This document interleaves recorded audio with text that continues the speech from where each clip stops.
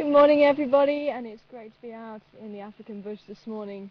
Welcome on board the Gunda. Joining me behind the camera is Herman the vacuum foliage. My name's Tara. I can hear the dark-crowned chagra calling. Or the black-crowned chagra, should I say. See if we can call again. It's such a fantastic call. I love that call so much. But let's jump aboard and see what we can go and find this morning.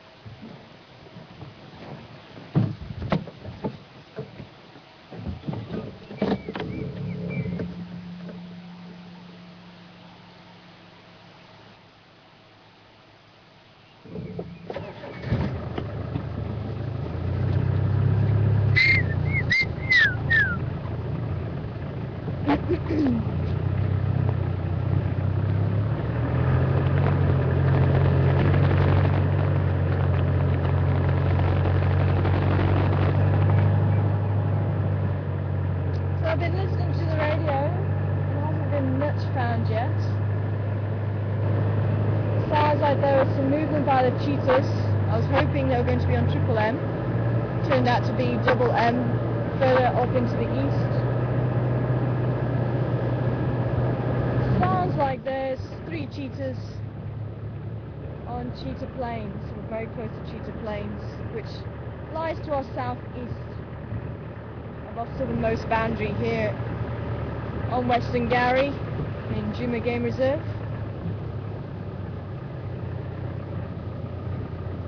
And elephant walk down here at some stage.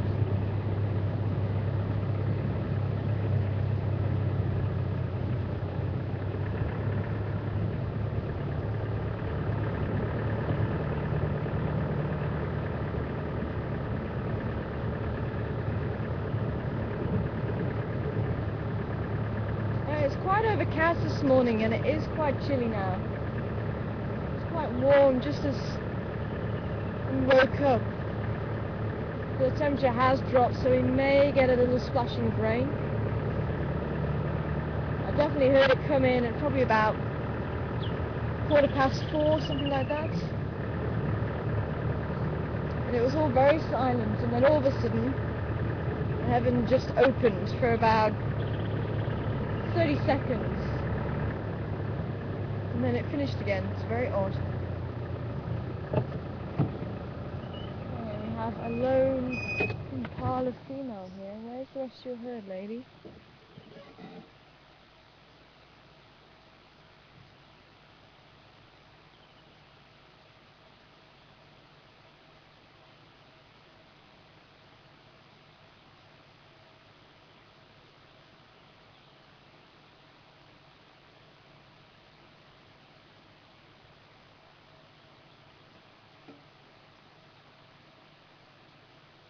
Very unusual to see a female impala by herself. Now it could be the rest of the herd are just beyond the bushes that we can't see.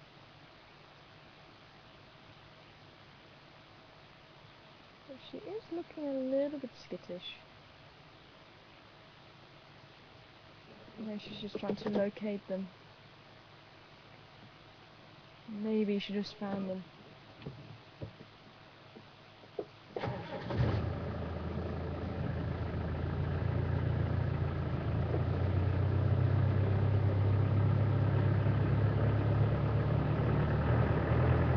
Yep, I can see them. Maybe she slept in this morning and the whole herd moved.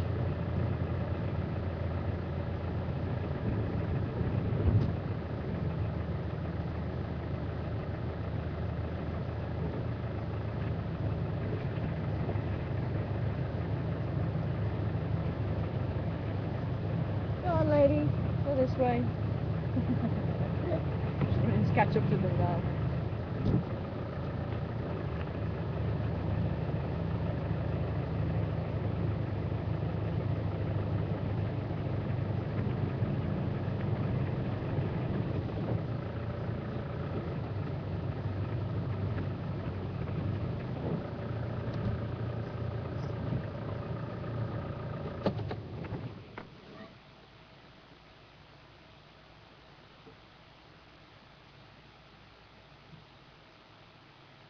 Here comes the rest of the herd.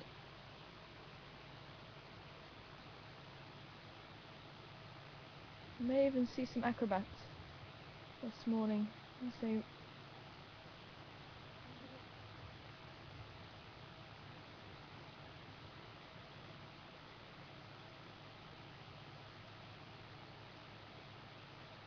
male kicking his back legs there.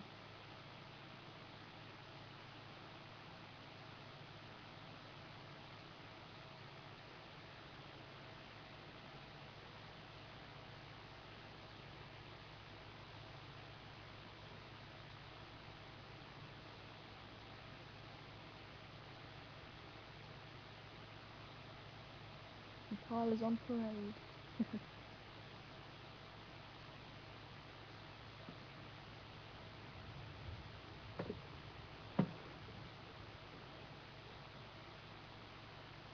It's so nice to see so many males mixed in with the herd at the moment.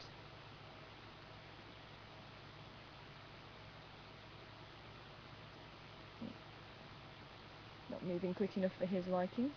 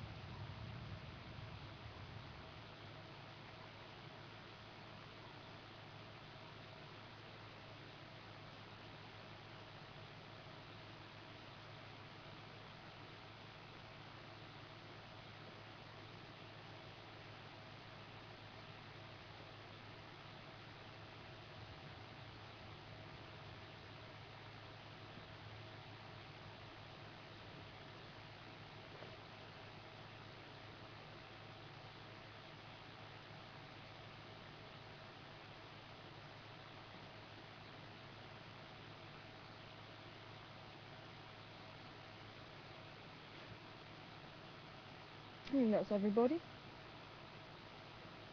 Quite a nice big herd of impala.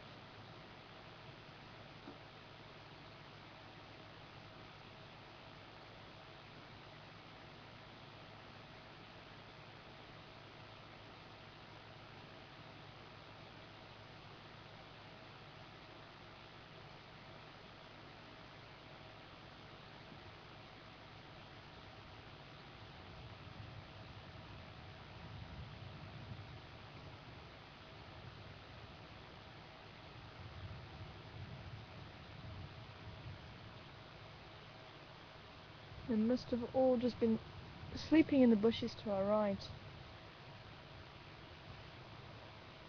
Right, time to wake up, go to the toilets and start having breakfast.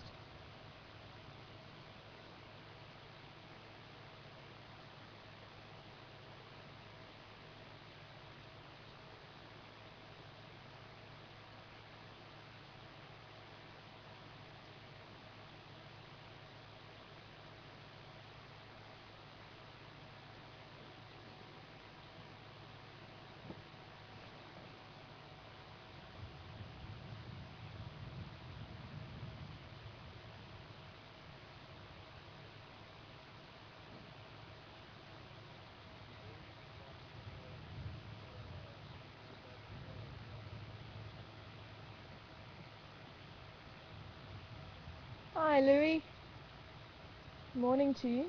And you're wanting to know if all the baby impala grown up, because there doesn't seem to be too many. They're all mixed in with the adults. There's actually one that was just going to the toilet there with its mother. But they do grow very rapidly, and they're probably about half the size of the adults now, probably about twice the size from when they were first born. There's a mother with a youngster there, just in the middle of the shot there.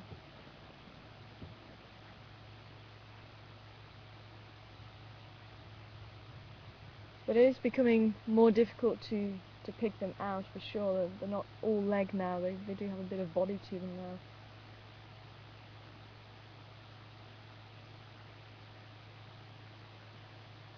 And some of them will be 3 months old already.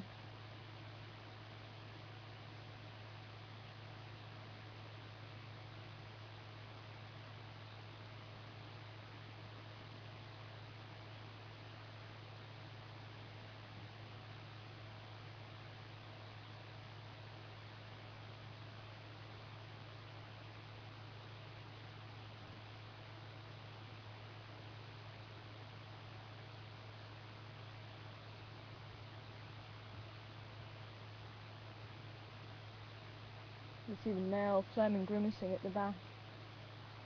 He just pulled his lips back.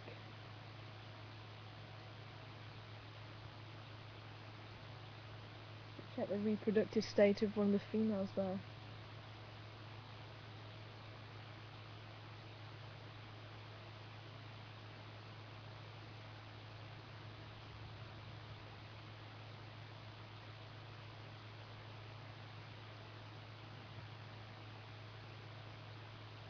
Even though they're a very common antelope, I still think they're extremely beautiful.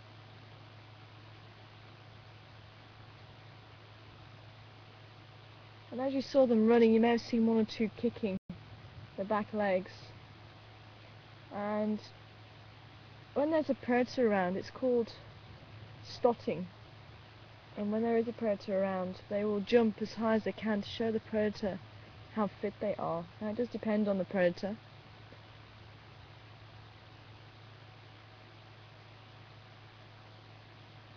But that stotting will actually reduce the risk of them waste all its energy on trying to hunt an animal that looks extremely fit and can get away from it. So that stotting will show them how high they can jump and so how fit they are.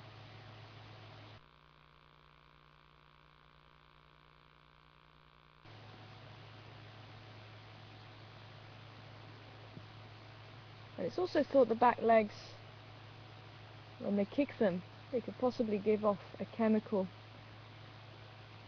from the black marks on the back of their legs, the metatarsal gland. If you look on the back, the hind legs, if you follow the hind legs all the way down, you'll see the black patches. And that metatarsal gland, very few antelope have that. In fact, I don't know of any other antelope having that metatarsal gland. And it's thought that it gives off a chemical, possibly for other impala to follow, where they've gone to try and keep the herd together.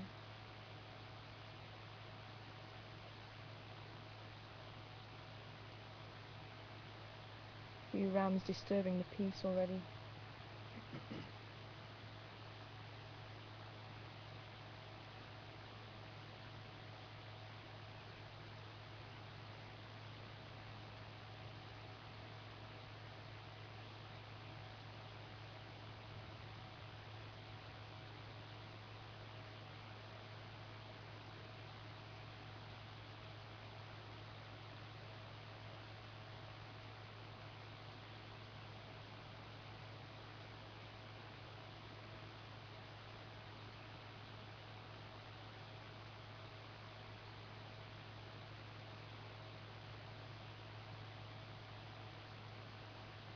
Quite a nice big herd, this.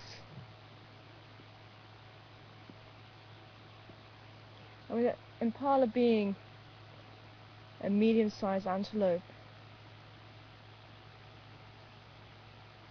a lot of predators have them on the top, or at the top of their diet list. Lions, even jackals will eat impala. Eagles, snakes, so a whole array of animals will hunt impala because they're just about the right size for any predator, whether it be a baby impala or an adult impala. Even cheetah will hunt impala. So that's one of the reasons why they have to form these huge herds. More eyes and ears to detect the predators. They are beautiful though. You can see some of the babies actually just in front of us now on this one.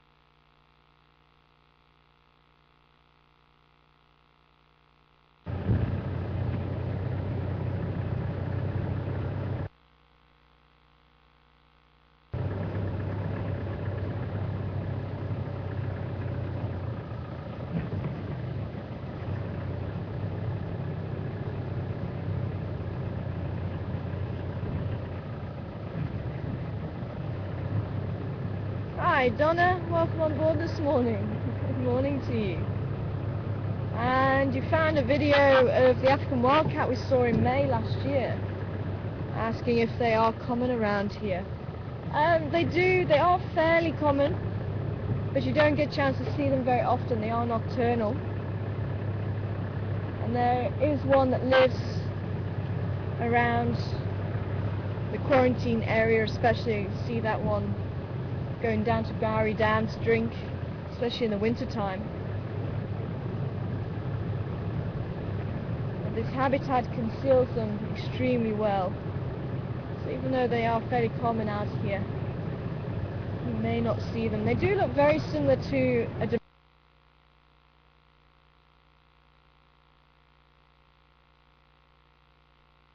domesticated cat, roughly about the same size. But there's a few subtle differences. The rusty ears, the long legs, also a rusty colour, and on their paws, the pads, instead of them being pink like a domestic cat's, they're black. And unfortunately there are some places where domestic cats have interbred with the African wildcat. So you have the hybrids also in the wild. And if anything, that's likely to cause them a problem for the species.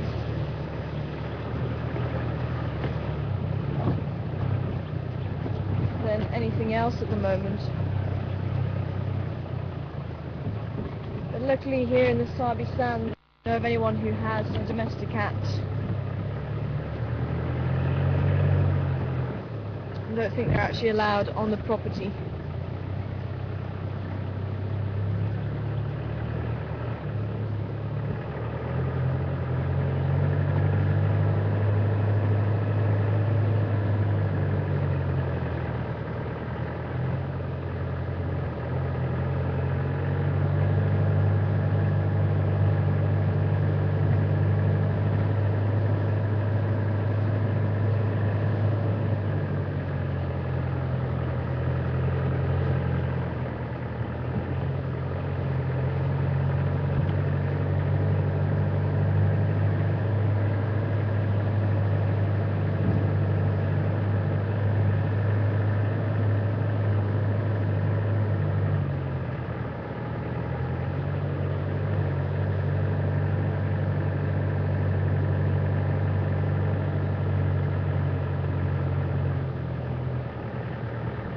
Got some old rhino tracks in the road. There's a bull elephant who's been walking along here.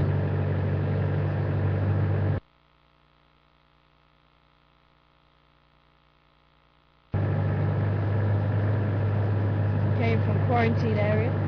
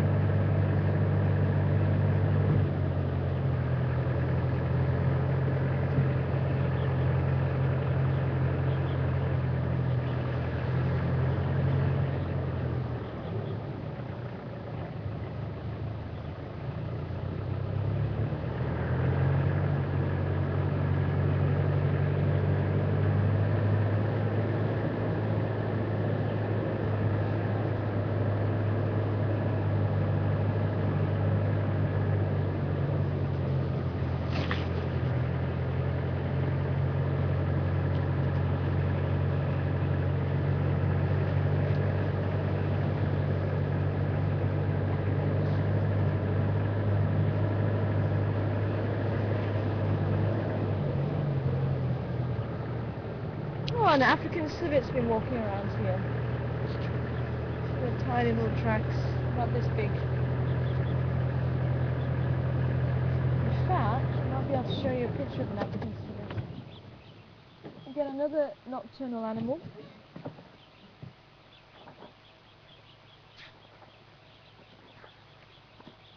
Find. There we go. There's an African civet.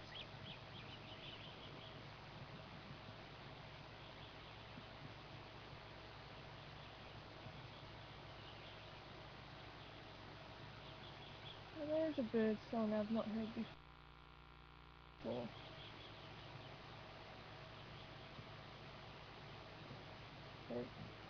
And actually, you don't see them very often again. They are nocturnal.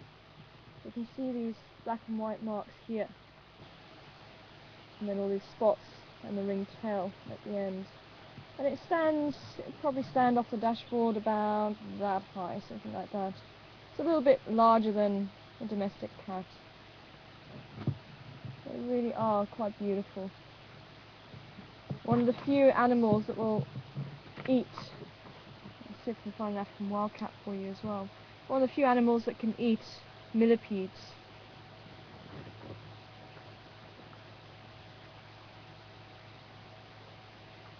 Should be here. Ah, there we go. There's the African wildcat.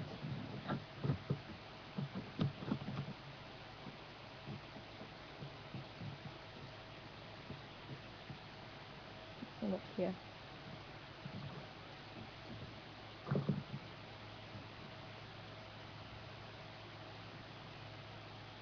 So this is the rusty coloured ears. I don't know if you can see that too well. And then the banding down the legs with the rusty coloured. And they don't have a picture of the black pads. But that is the African wildcat.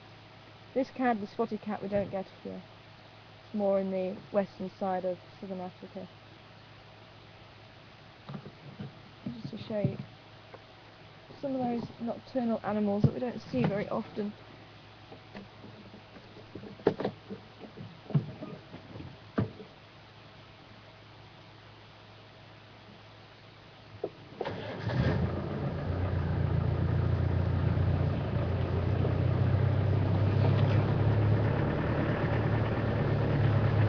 Oh, I can feel the sun breaking through. It's starting to warm up slightly.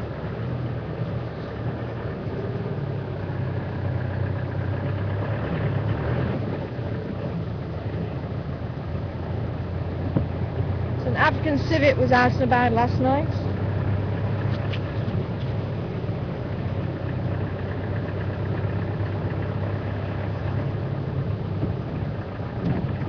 And who else have we got? Mongoose.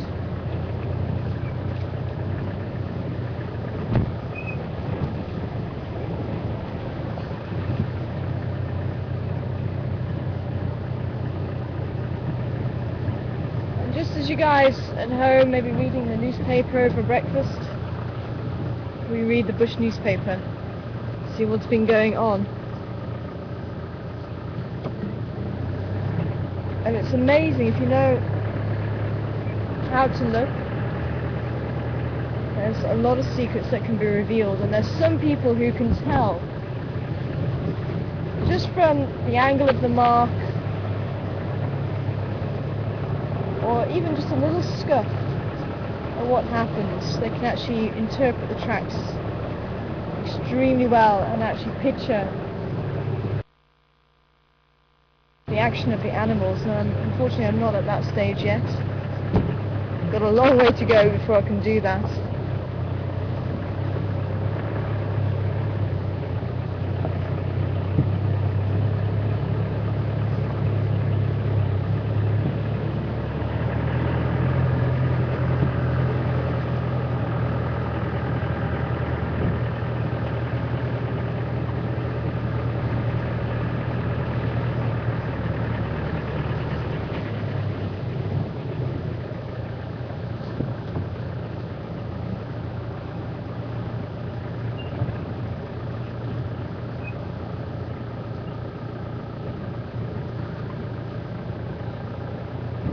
Good morning to you, mister.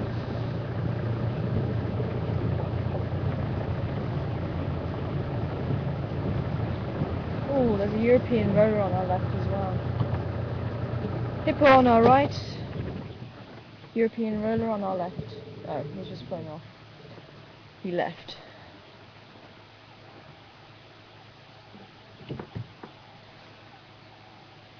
There's a lot of little five-finches and indigo birds here, and I really would love for them to come out onto the road. I keep trying this road, and haven't been successful just yet.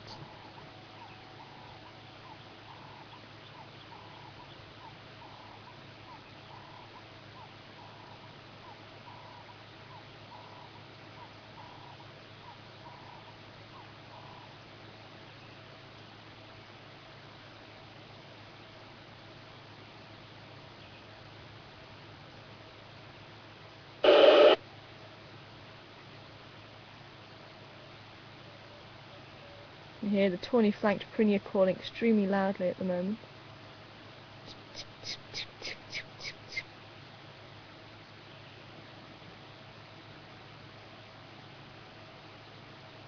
To me it's slightly higher pitched than the Nediki, which is a type of cisticola, and that's the other bird that you're hearing.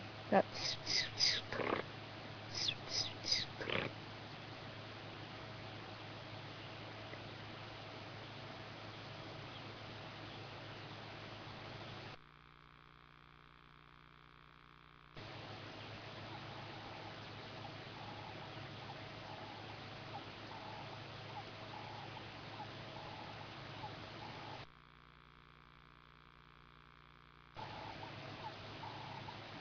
and now you can hear the Cape bird.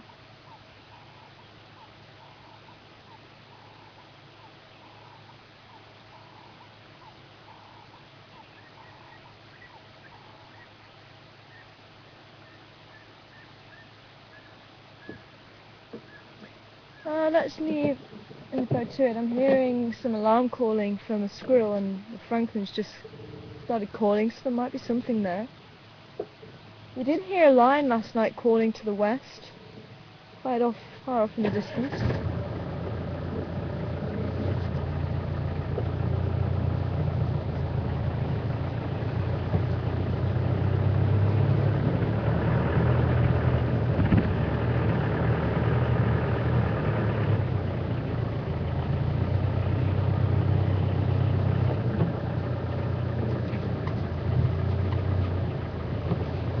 Didn't make too much of a racket, but with that Franklin flying off and calling, there could have been something there.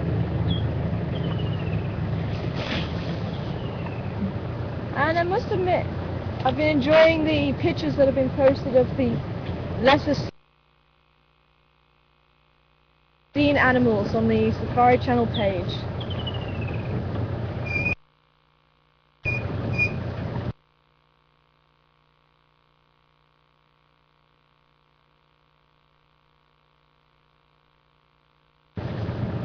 I didn't realise that you have actually seen caracal here.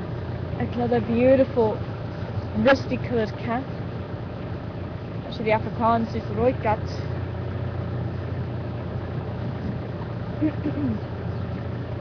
Over the cat. Was it you calling, little one?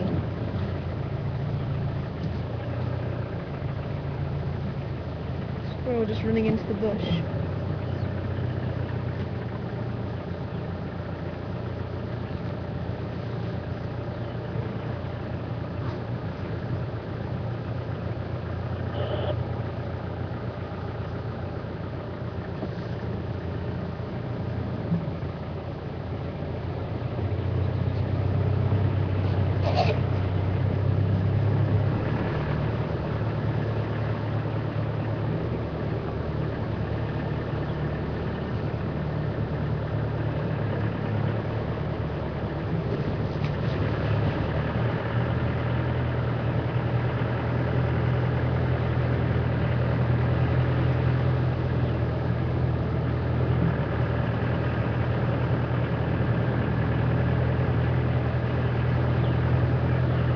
I just want to check down the western side, see if there's any sign of Karuta and the cubs.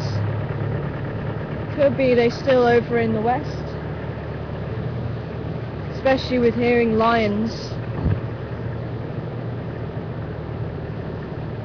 well be. She is laying low.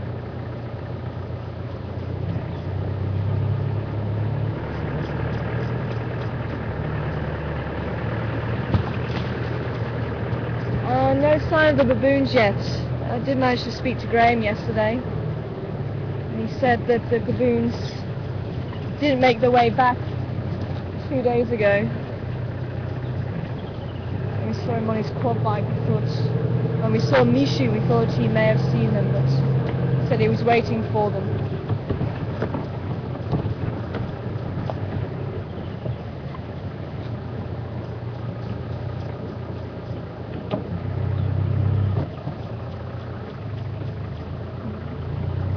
Lots of hyenas around here.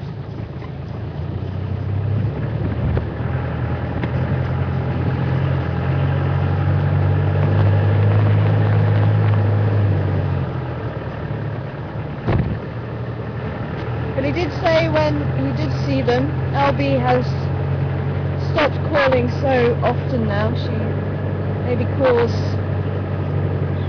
very infrequently now. So I think she's slowly getting over the loss of her little one.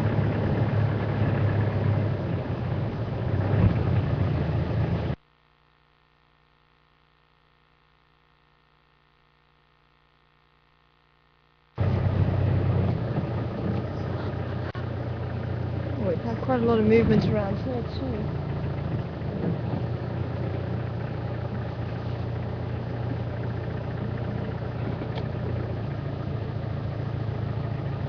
Lots of hyena again though,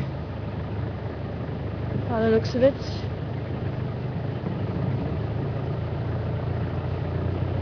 It'd be nice to catch up with them actually. I haven't seen them for quite a while now. I'd love to see how the cubs are doing.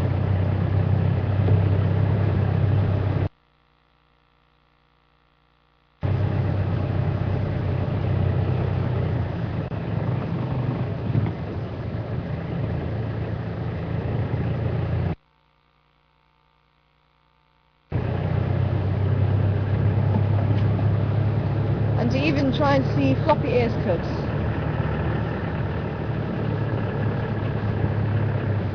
They must be getting on now for about 3 months or so.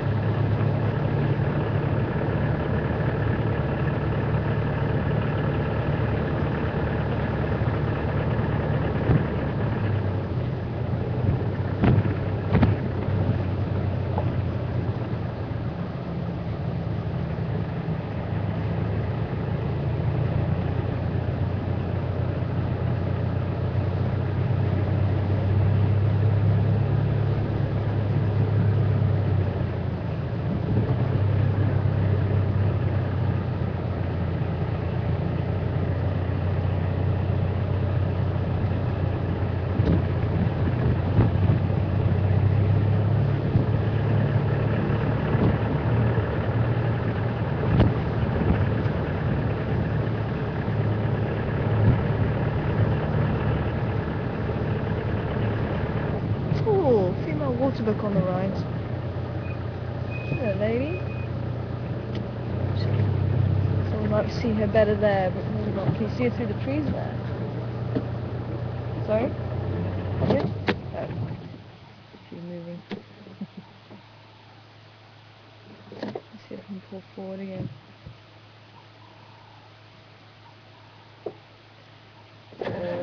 Back. That'll be better. See, she's moving up.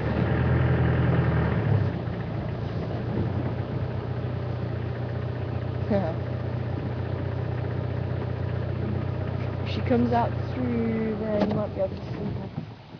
There she is. It's quite difficult there. So what are you doing on your own, lady? There's the rest of your herd.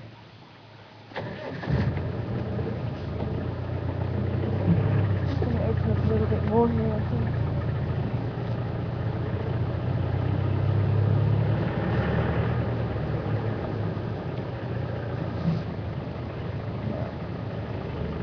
Opens up here, but there's quite a big line of trees at the back there. There she goes.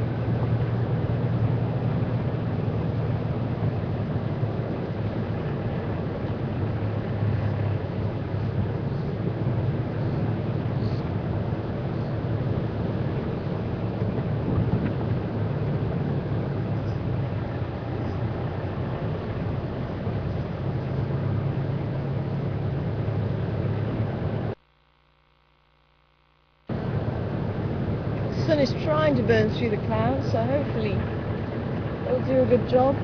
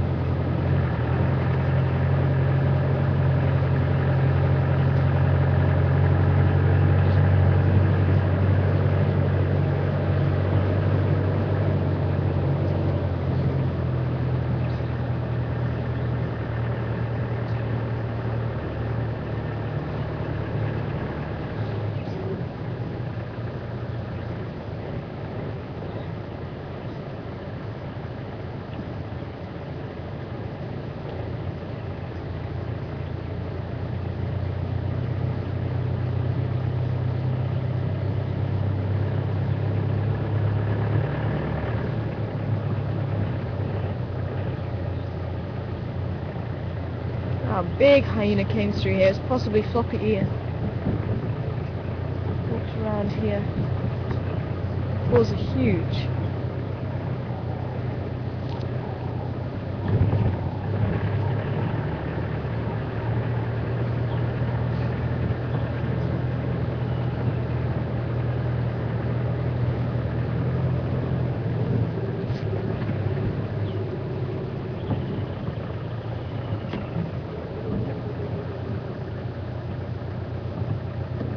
Bertel's cuckoo.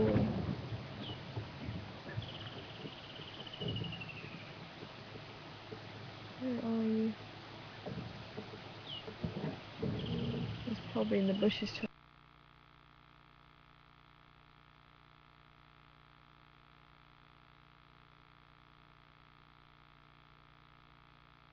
Right.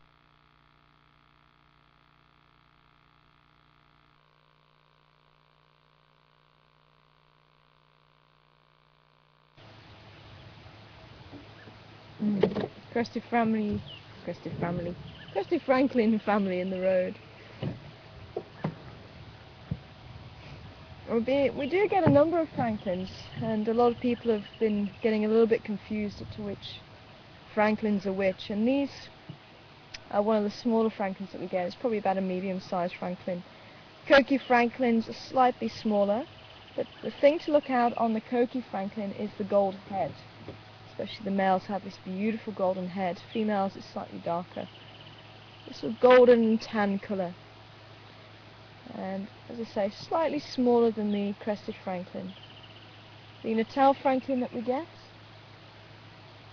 looks very similar to a Crested Franklin, but the Crested Franklin has that dark cap on top of its head and a black beak.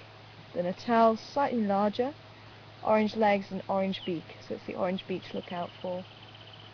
And the Shelley's Franklin we don't get very often. I managed to see it the other day, and again that's much larger than the Crested Franklin you see in front of you now. And they have a white throat. That's quite a distinctive feature, and the size.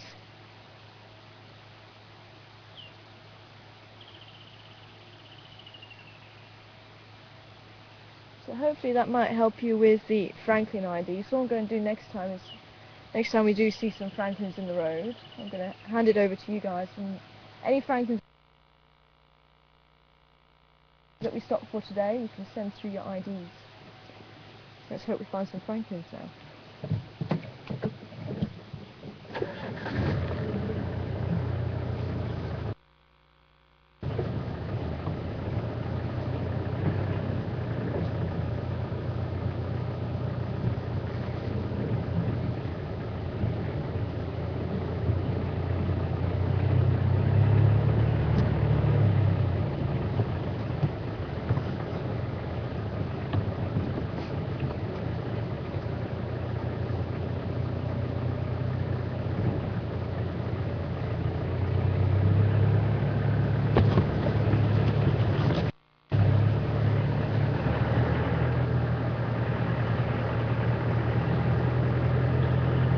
anybody recognised the sound of the birds calling above us earlier, I'd appreciate help with the ID. I've never heard that before.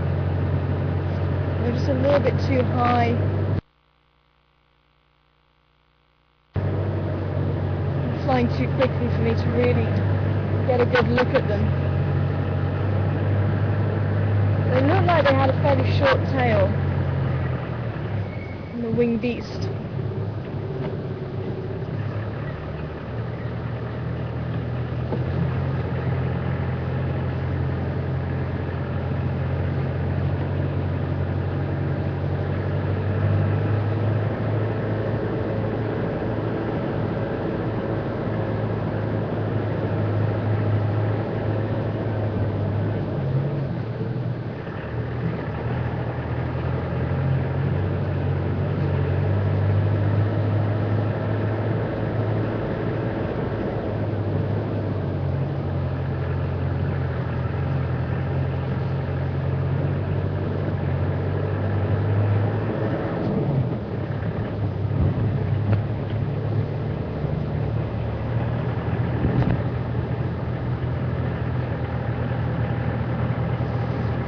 If anybody would like to join in with the Franklin identification, then you need to send your answers through to finecontrol@safari.tv.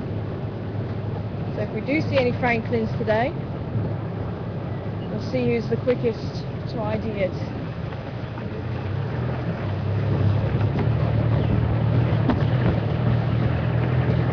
And that'll go for this afternoon's drive as well.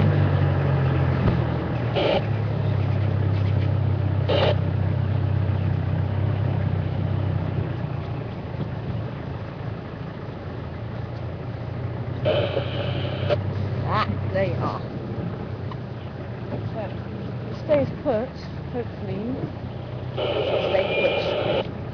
I was hoping that we were going to get our first Franklin. He's disappeared in the bush.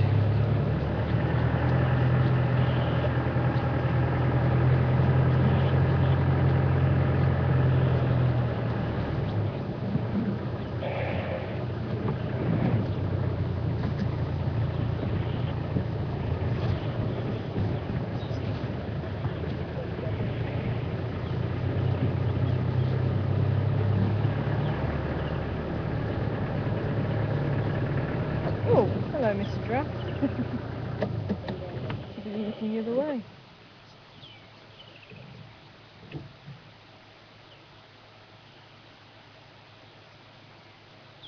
It's like, how can you not see me? I'm stood out in the open and I'm very tall.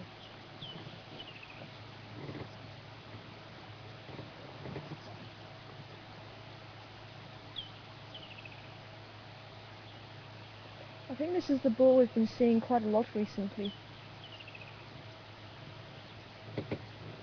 It's not the bull with the scar on his left flank. There's two bulls, but he has the scar on his neck instead.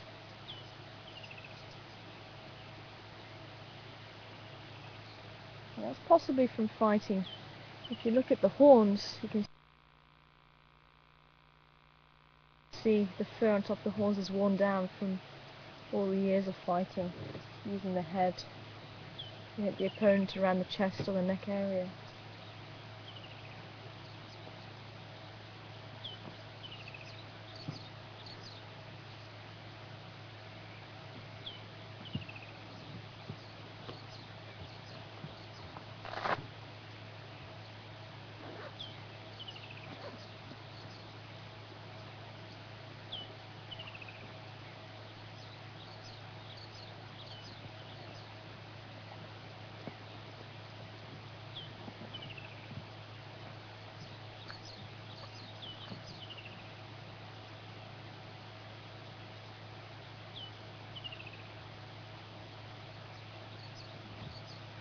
He's busy eating a buffalo thorn there, and that's the tree that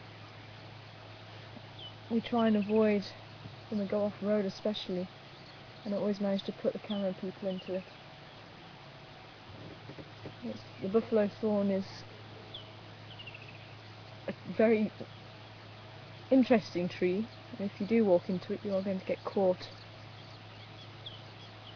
It has one straight thorn and one hooked thorn.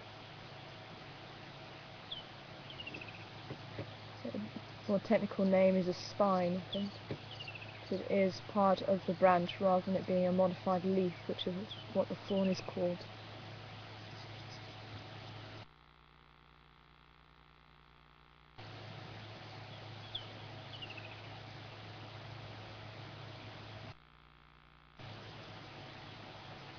But with the rubbery lip and the footwork of that, those rubbery lips will help to protect from those spines.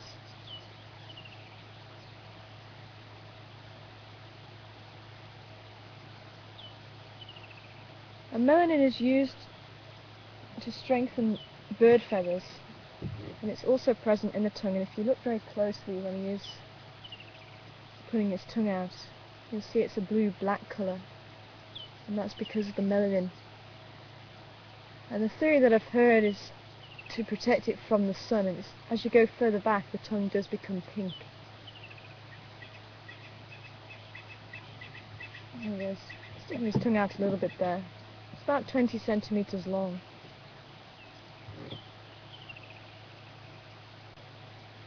But I wonder if the melanin also helps to strengthen the tongue, so it's less likely to be damaged by the spines and the thorns from the trees that they eat.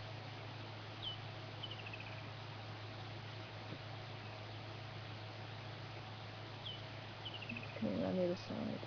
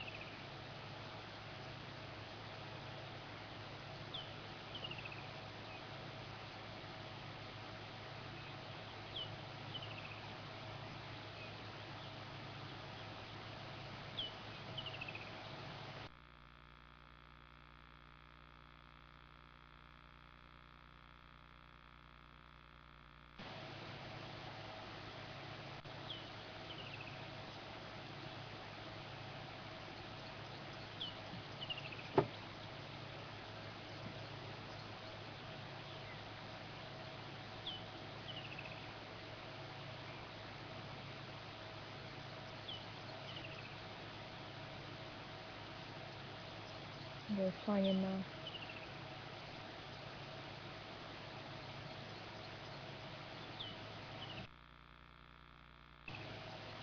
Well, there was one or two flying overhead calling. I think they may have just been a little bit too high for you to hear.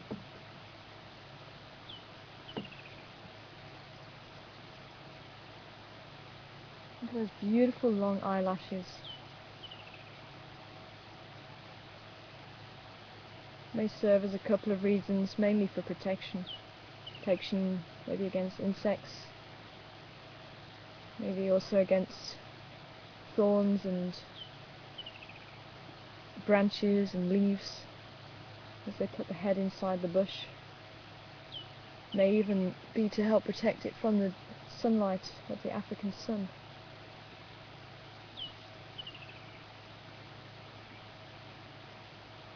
That eyesight is extremely important to a giraffe. You can even see the bristles under the chin and around the nose, and they'll also help the giraffe to feel where those thorns are in the trees. and their lips have got a lot of mobility, and so is the tongue, and the tongue can get in amongst the thorns and pick off leaves.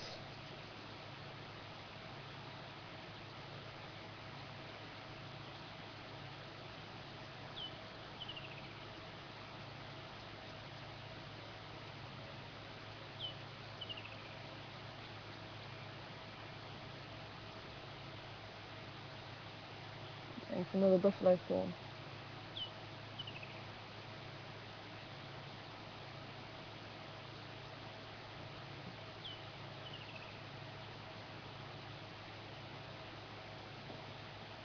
Now, he's standing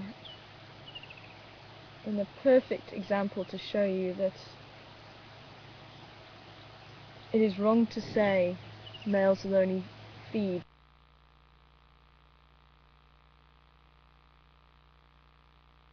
with the head straight up and females at 45-degree angle. And I've actually read that in a book. That's how someone was saying you tell the sexes apart.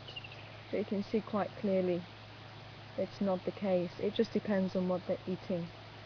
So if they're eating from a small bush, they're going to be holding the head lower to eat.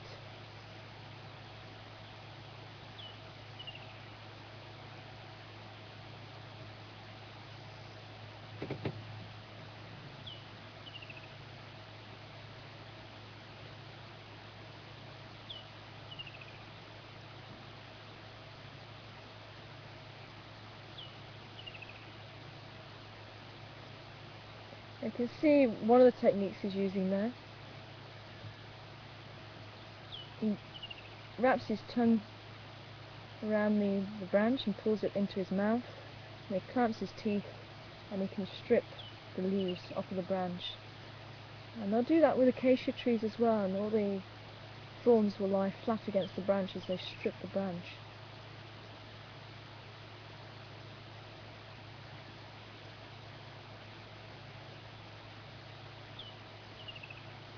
I'm going to come up and say hello.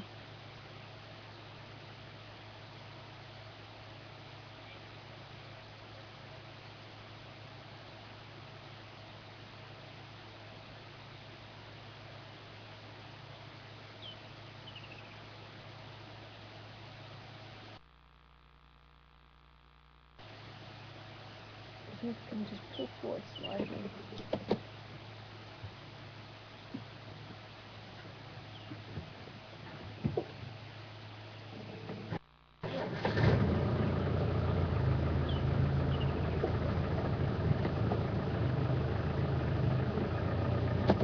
This time it looks like he's eating a knobthorn.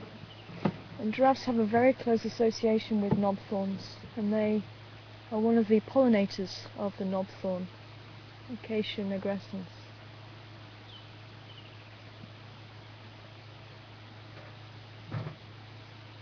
And there he goes.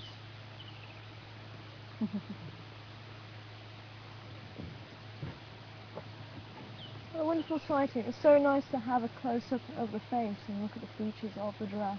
Sometimes you don't get a chance to see them that closely.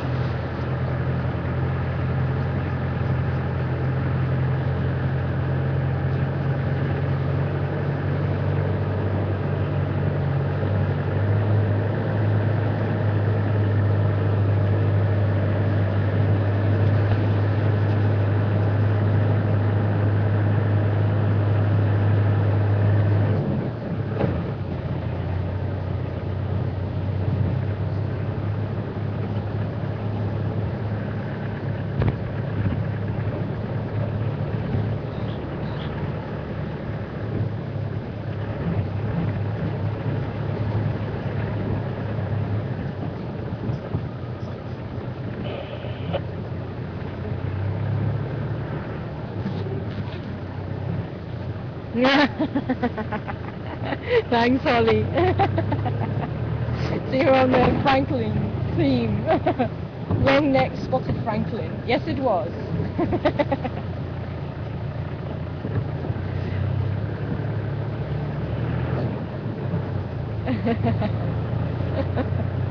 And Joe, the Cape Franklin with the Cape Buffalo.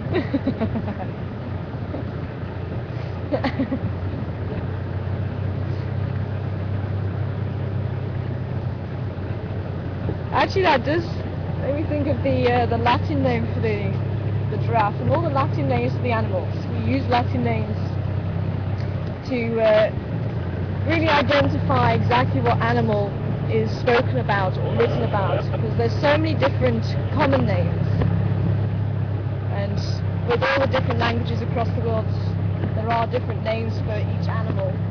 So the Latin names are the names used to identify a specific animal, so everybody knows what is being talked about. And obviously everyone knows what an elephant looks like, and everyone knows what a giraffe looks like. But when you get into the smaller animals, and the franklins, that someone was asking me about the franklins the other day, and because the English name for the franklin was different, I think she was translating it into German, and she wasn't too sure which species, so I could give her the Latin name of that franklin and she could find it immediately, and that's exactly what it's there for. And the Latin name can describe the way an animal looks, or who found it. So if you want to just drop the aerial slightly, if you want to have a spider on your head.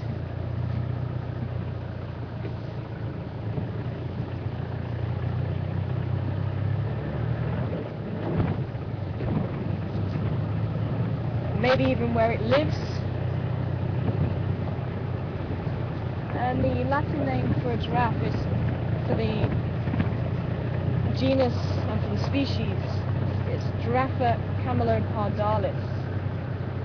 And giraffa could have two possibilities of the meaning.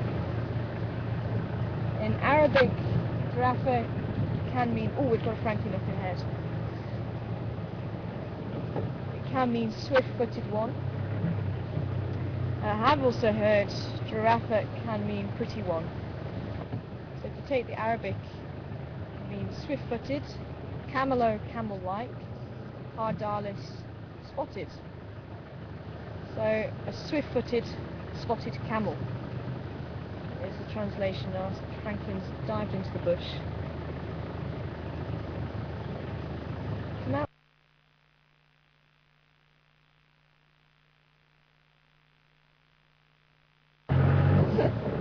Cheryl asking for a giraffe sound. That's the only giraffe sound I've ever heard them make. And when it made that, I was so excited. There were 6 giraffes, all looking in the same direction, and snorting like that. Morning to you, mister. And I was getting so excited, I thought we may have been able to see leopard. And this was with guests. I had a vehicle full of guests, and on the property that I used to work in up in the Waterberg, we very rarely saw leopard. It may have been, I think it was about 8 times I saw leopard in 3.5 years. So it was very rare, and even then it was, there goes a leopard. It would be a tail disappearing, or 200 meters away on the rocks. So a leopard sighting was incredibly special.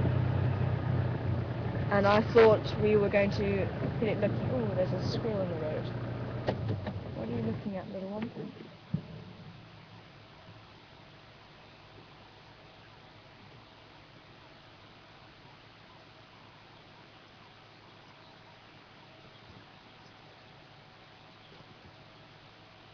There's a bird calling extremely loudly here. It could be a snake or something. I think he's just panther right a little bit home. Still sitting on the road there. But the squirrel's looking at what the bird's calling at.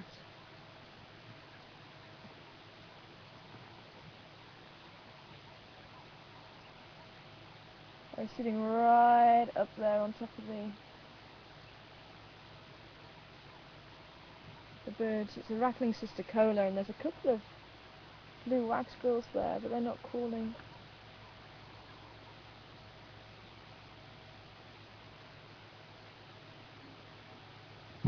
A roller's also come in to join them. Let's see what this little rattling cisticola's shouting about. That's not his full call. I suppose even the squirrel was looking.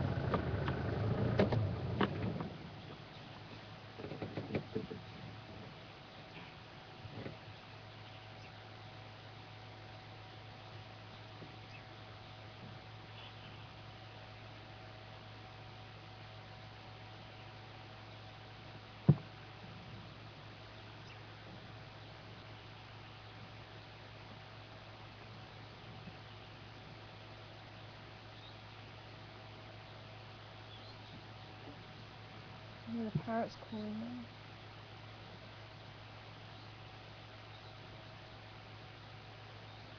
Oh, I can't see what he's...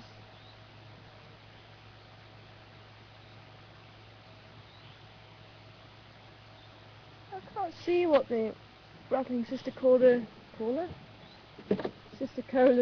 about.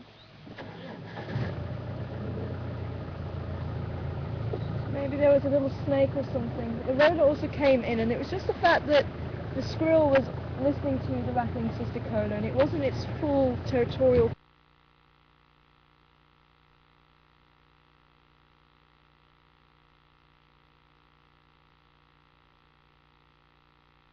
call. Could have been there was a small snake about or something like that, because the roller came in to see what was going on, but he didn't call, and the squirrel didn't call either. It's about alarm actually with the giraffe. It was the first time I ever heard them make that sound, even from working with them in captivity. And I got so excited, thought, okay, maybe there's a leopard around. It's on the other side of a fence and they were looking. So we drove there and we looked, and I could not believe it, but they were actually calling because there was a cow. They didn't like the look of the cow, and they were all just staring at this cow. And as soon as the cow moved away, they stopped calling. So they must just not have seen a cow before, and they just thought it was very odd.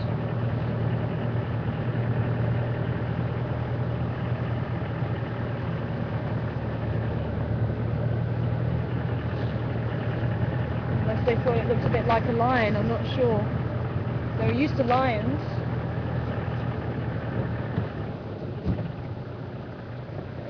Very strange indeed. Actually, I think we'll go to the next one.